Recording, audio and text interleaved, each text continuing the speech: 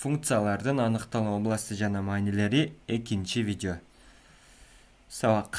Кеттик. Так, тамыр астында x дейт. Тамыр астында x'тин аныкталуу областы кандай болот экен? Өзүм дагы муну иштей элекмин. Карап көрөлү. Биринчиден эле y барабар тамыр астында x дейт. Анда 0 коелу. Тамыр астында 0дон чыгабы? Ооба, 0 чыгат. Тамыр астында -1ден эми imaginary number деп коет. I деген сан чыгат, бирок терс сандар тамыр астынан чыкпайт. Оң сандарчы?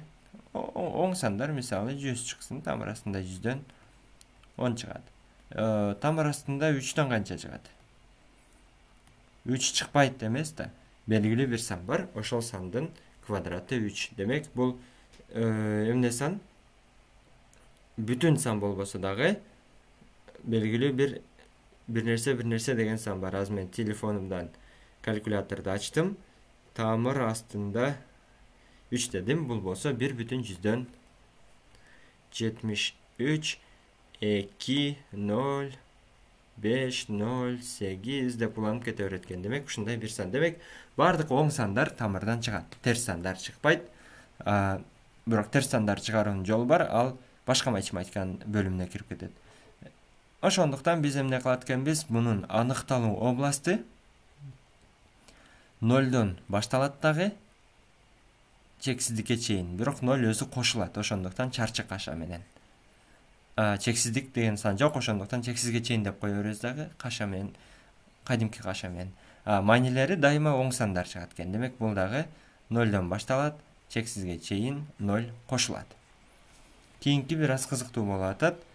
Туура чыгарабынбы, жокпу, карап көрөлү. Экинчи.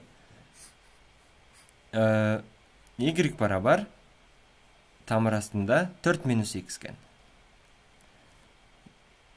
Демек, мунун ордуна 0ду коелу. 4 - 0 барабар 0. Ой, барабар. Узартпайын. 4төн 0 кемитсек 4 болот. Кайра тамырдан чыгарсак 2 чыгат. Демек, мунун ордуна кайсыны койсок чыкпай калат. 4төн 4 кемитсек 0 болот, 0дон 0 чыгат. Бирок 4төн 5ти кемите албайбыз. Мисалы, 4төн 4,1 дагы кемите албайбыз да. 4,1 кемитсек терс сан чыгат. Терс сандан эмне майниси белгисиз. Мисалы, терс сандан тамырдын астында боло берет терс сан, мисалы. Бул эмнеге алып келет? Бул болсо тамыр астында -0,1ге алып келет. Мунун биз мындан ары чыгара албайбыз. Ошондуктан 4кө канчага чейин барат экен? +4 болгондо иштейт. 5 келсе, мисалы, 5ти кемите албайбыз. 4 - 5 кылсак, бул тамыр астында -1 болуп кетет. 6 кылсак -2 болуп кетет. Демек, иштебейт экен. Муну мындай сандар сызыгын белгилеп ала турчу болсок, бул жерде 0 болсо, бул жерде 4 болсо, 4 иштейт. Демек, ичи боелот. Анан бияка карап келет. Башка түс менен белгилесем жакшы болмок. Терс сандардын 4түн ичи боелот. Анан бул жака келет. Мун эмне үчүн боелду? Бул дагы биздин негизги тест математика жырыты көрсө, бул жогорку математикага силер муну билишиңер керек уже.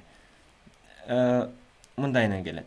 Терс сандардын канчасын койсок дагы плюс болуп кете берет, дагы иштей берет. Мисалы, тамыр астында 4 минус канча болсун? -10 болсун. Кандай болот? Бул минус-минустар келгенде плюс болуп кеткендиктен тамыр астында эмне болуп кетет? 14 болуп кетет дагы. Будан бир сан чыгат. Тамыр астында 14төн эми белгилүү бир сан чыгат. Ошондуктан мунун аныкталуу областы эң минус чексиздикке чейин бара берет. Минус чексиздиктен баштап туруп 0 дагы боло алат, 4 дагы боло алат. Бирок 4төн чоң сан боло албайт. 4кө барып такалат.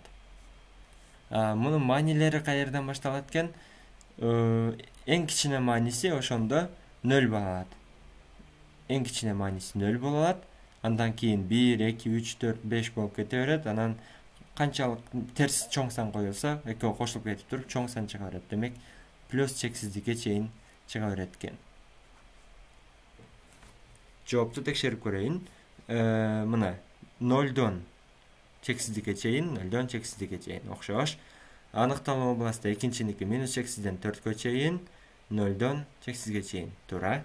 Демек, экөөнүн тең туура чыгарыппыз. Кичине микрофондон алыстап кеттим окшойт. Эмнеси болсо дагы жакшы туура чыкты.